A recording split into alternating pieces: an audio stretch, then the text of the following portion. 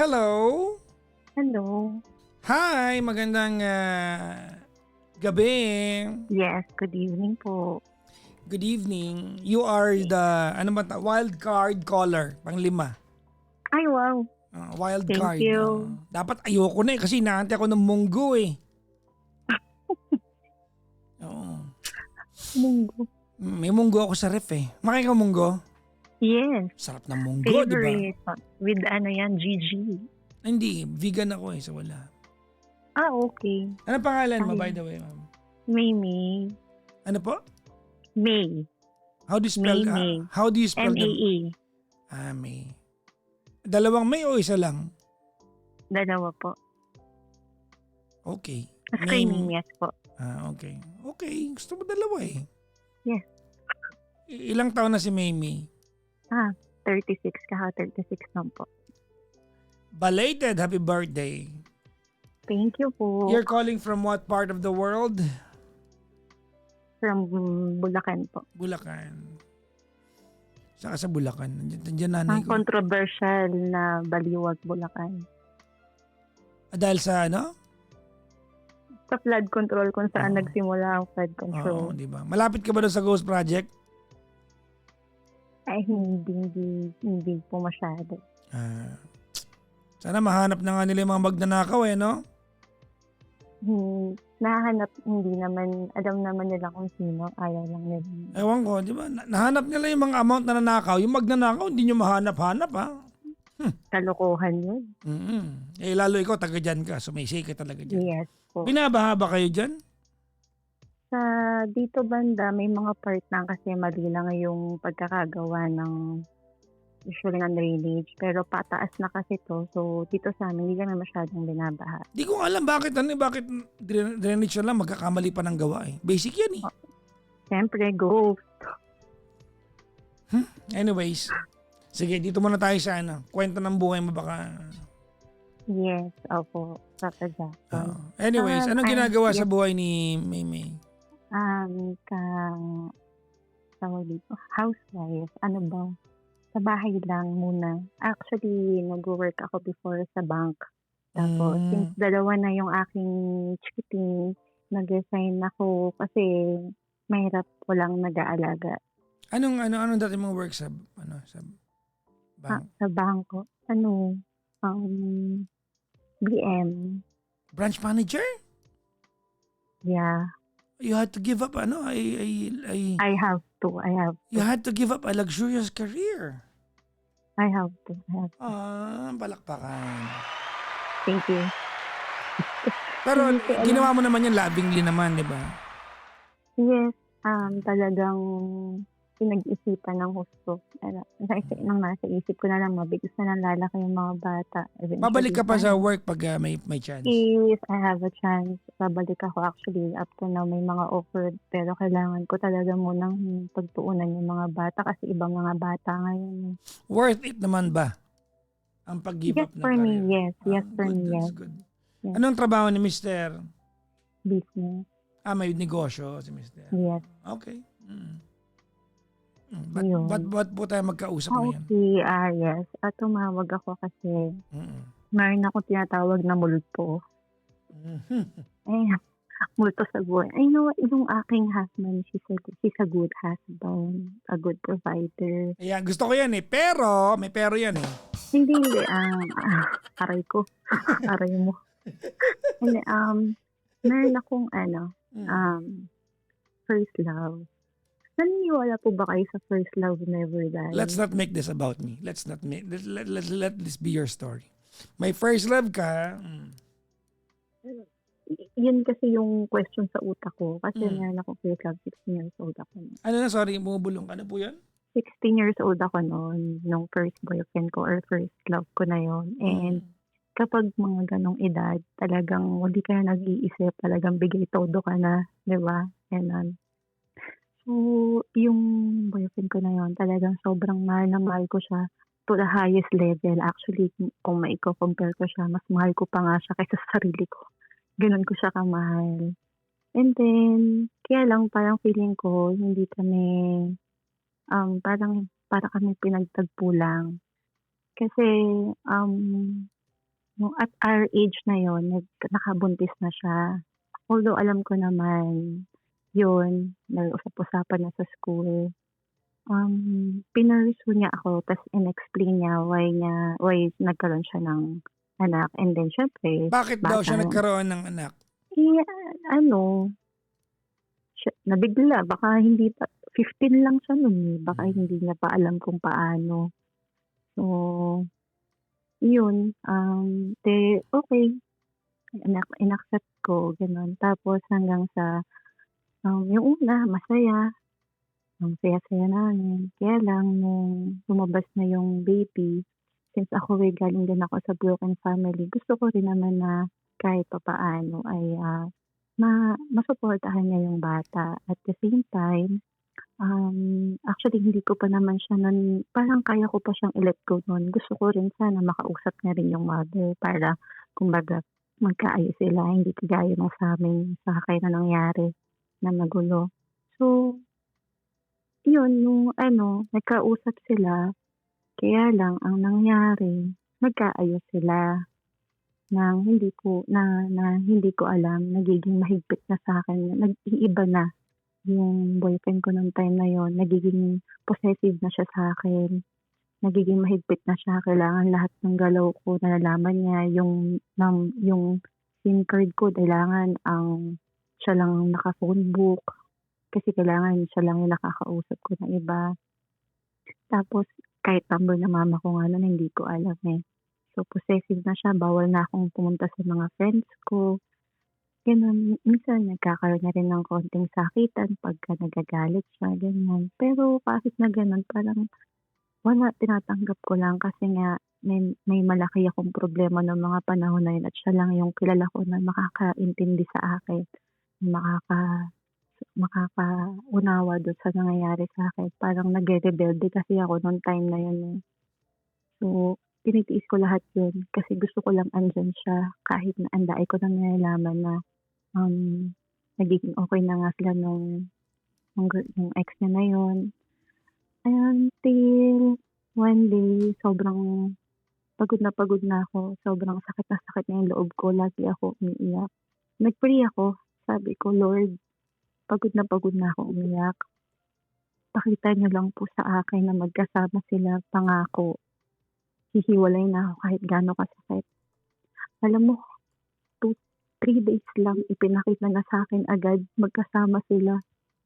Paupo akong umiiyak kasi sobrang sakit nung nakita ko sila magkasama.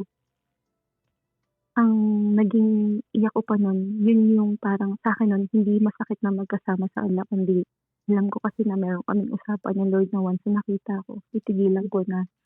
Kaya tinigilan ko na, sobrang sakit na, tinigilan ko siya kasi sobrang mahal na mahal ko siya. Mula nun hindi na kami nagkausap, nag-text ako sa kanya na ayoko na, nakikipaghiwalay na ako. Wala siyang reply, hang na hang ako.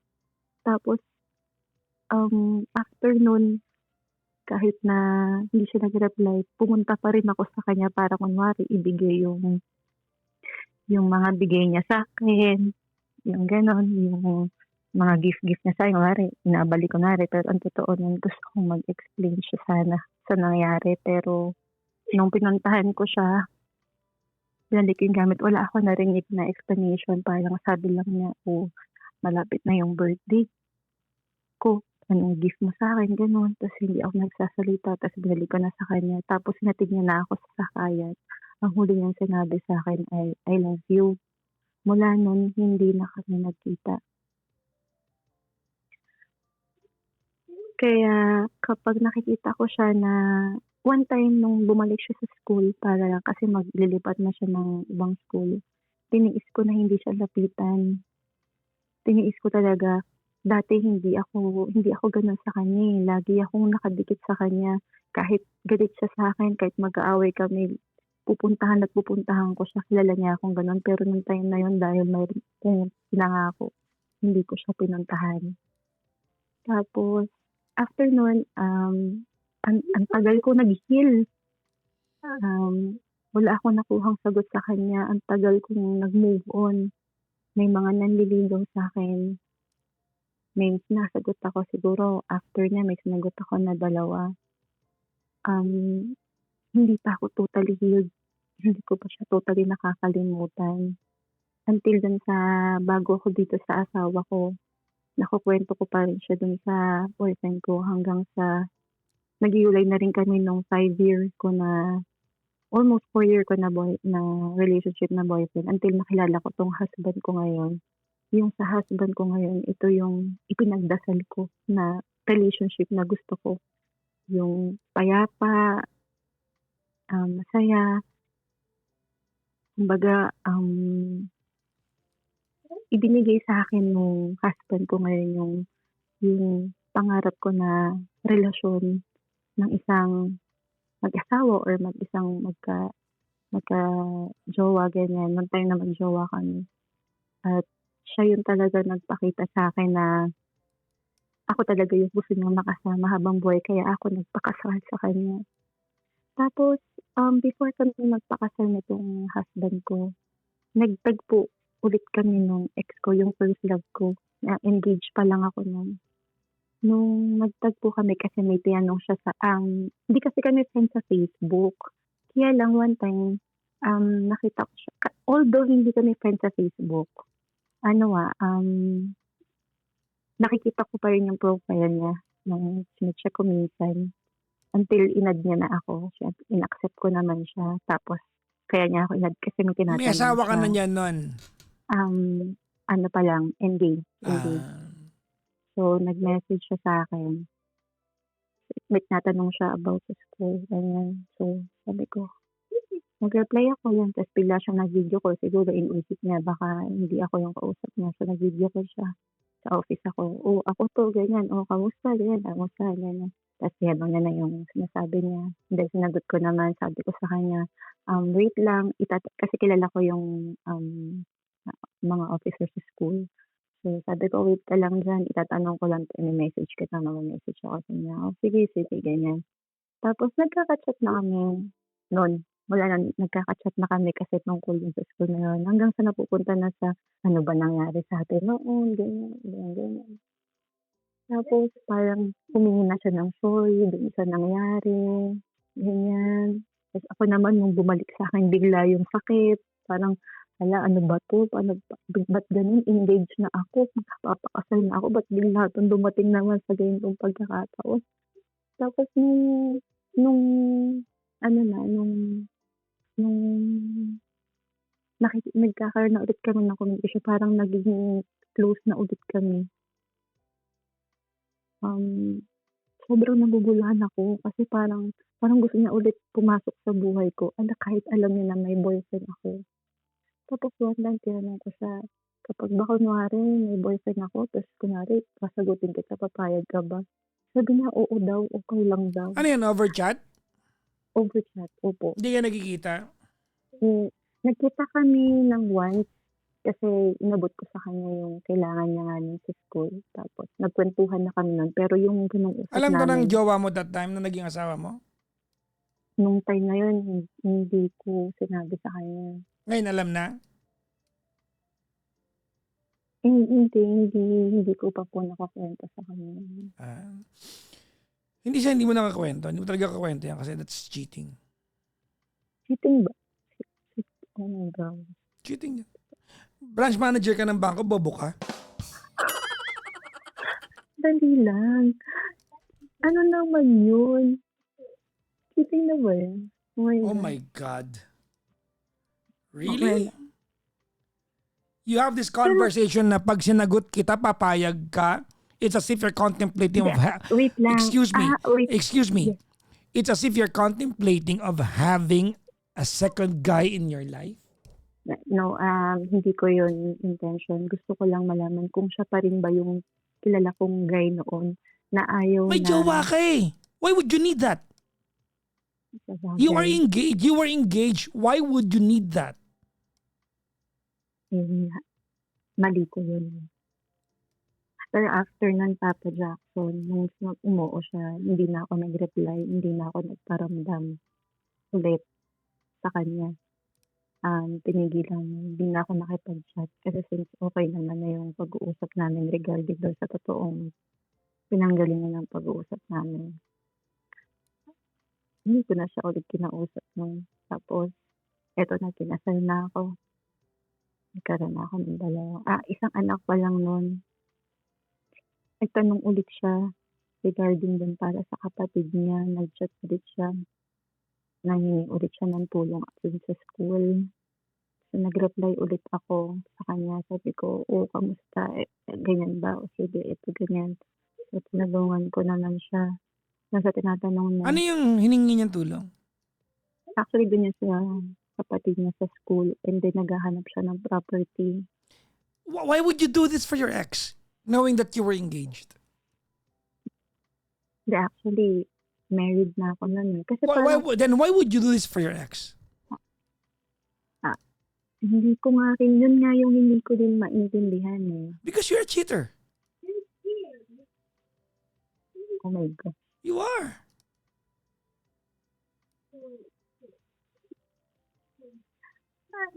Parang gusto ko maging normal na parang friends lang. No! Oh my God! Parang neutral lang. Parang, No, okay, no, okay no, lang. no, no, no, no, no. That's the biggest lie I've heard today.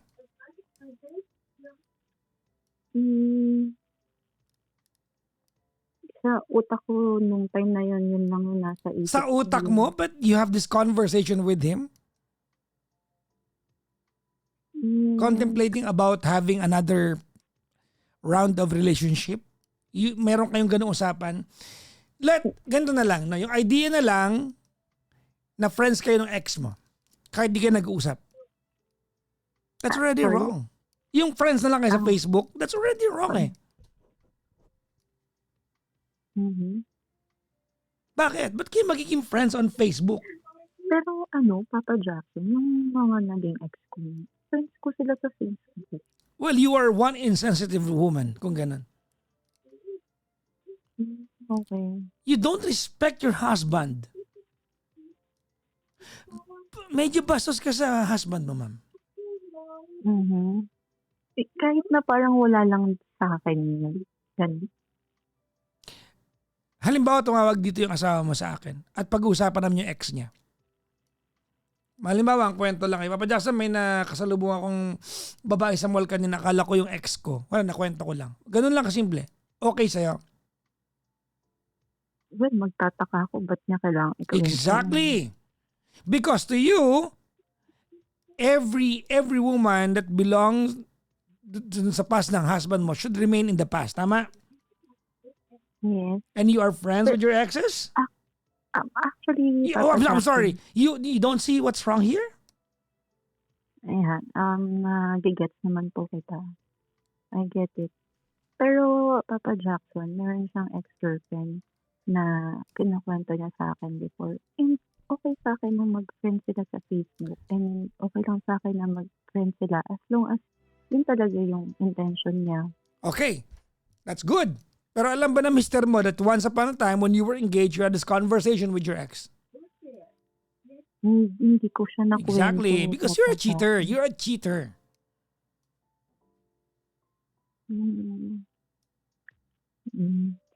Why? Why do this? Yun nga yung gusto kong itanong, Papa Jackson. Bakit? Bakit ganun? Your ex-boyfriend should not even be a part of any conversation you have. That was like when you were 15 years old. 36 ka na ngayon. Yun nga po. And yet, every now and then, every season of your life, you get to talk to your ex. Nung may iba ka pang jowa, nung engaged ka sa naging asawa mo, nung may asawa ka na, kausap mo pa rin. Bakit bukas ang pintuan mo sa ex mo? Yun nga po. Anong yun nga po? Doon din ako nagtataka. Huwag ka magtaka, tinatanong kita. Kasi wala makakasagot nito maliban sa'yo. Parang ako, iniisip ko siya lately eh. Ang naisip ko na lang siguro yung pagkausap ko siya, naalala ko yung past self ko. No. Past self. Oh my God, that's the oh my God. Diba? That's why I called. May? Yes po. Asan ka sa Bulacan, ma'am? Baliwag, di pupuntahan niya kita, kakalugin ko na konti yung ulo mo, ma'am. Huwag masyadong kaluga, konti lang mga malaglag. I'm sorry, that's why I called. Yun yung iniisip ko if You have been very unfair to your husband. yes, I know. Look, this is utterly disrespectful to him. And men measure love by the amount of respect that a guy enjoys. Mhm. And you don't respect your husband. Yeah, I guess. Yes. Alam mo, hindi ako naniniwalang hindi mo to alam. Nakakalusot ka lang kaya nagagawa mo to. Mhm. Ano yung naiirita ako sa'yo, Alam May. ko. Sorry na. Hindi, sorry na. Naisip ko lang kasi Naloko na siguro gutom sa'yo. munggo. Aray ko munggo. Papa Jackie, hindi ko nagigets ko po yung gusto sabihin. Yes, alam ko. Alam kong pero parang may panlaban ako na, wala naman akong ibang intensyon. Bakit gano'n? Parang gano'n yung nasa isip ko. Pero tama naman po kayo Ano, wala ka namang? wala naman akong ibang intensyon na No, may mali, ma'am eh. Because you are making yourself vulnerable to your ex. You're keeping one door open for him. hmm. You cannot be enjoying another man's attention when you are married and you're claiming na mahal mo naman yung asawa mo and yet you're enjoying another guy's attention? How is that okay? Tama. Bakit bukas ang pintuan mo dun sa ex mo? Na manyak? Mm. Bakit? Yun yung sa utak ko, yun ay yung isip ko. Actually, tinatanong ko nga kung bakit nga ba ako, yun nga yung sinasabi ko po Papa Jackie, na yun ba talaga yung first love never die, na hindi mo na mahal pero No. That's just one of the stupid reasons why you want, bakit gusto mong ano lang to. Tigilan nyo kayo, first love never die. Dalawa na anak mo, married ka na for many years, you'd given up a good career to be, di ba? For the family to work, first love never dies ka pa rin? yun nga po eh. Tama. Yeah, I get it now. Yes. Yes, Papa Jackie, I get it.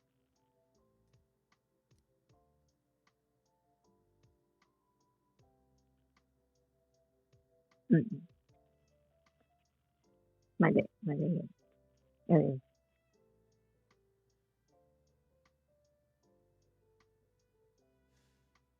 Mm.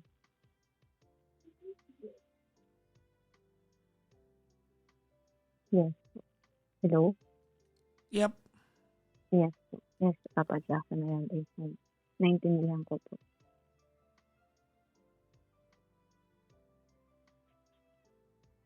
I should say sorry mamaya. Okay, do yourself a favor, ate. Aminin mo sa kanya lahat ng kinuwento mo sa akin dito. Yes. I should.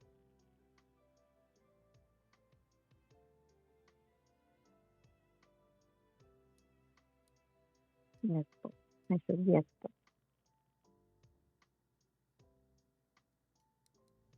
Naawa ko sa mister mo because I don't know if you're clueless o sadyang hindi mo nare-realize to. Mhm. Ano yung Feeling ko hindi ko na-realize. Well?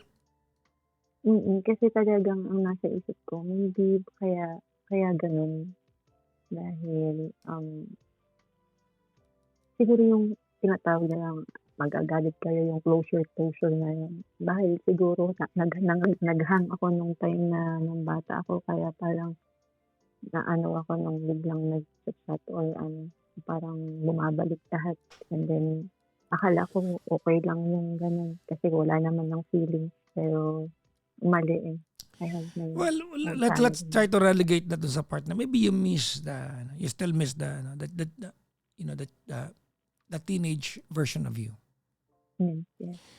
But that shouldn't be enough for you to um that should not be enough for you to uh disrespect your husband this way. Yes, yes. That's true. Tama po kayo. You shouldn't I you feel shouldn't sorry keep for your you. your doors open sa ex mo. Hindi fair 'yan. Medyo nakipagtagpo ka. Oo. Yun yung time na yun yung pinag-usapan namin na kailangan na niya. So, nakipag-meet ako. It does not matter. You think I believe you na yun lang pinag-usapan nyo? No, saan? Sa chat po or dun sa Sa pagtagpo? pagtagpo nyo? Yung pagtagpo namin, kwentuhan lang kami ng after namin Well, maghiwalay. I don't kung know. ano nangyari. That's for your husband para paaminin ka. But I don't completely Yeah. believe it. Sa mister mo na yan, yung toka na yan. Yes, yes, yes. Yes po, Papa Jackson. Yeah. Okay, Tumaas ang okay. presyon ko sa'yo. May. I'm sorry. Na huwag ka mag-sorry sa akin. Nalulungkot lang ka for your husband. Yes, yes. Me too. Bigla ko rin na-realize. Mali talaga.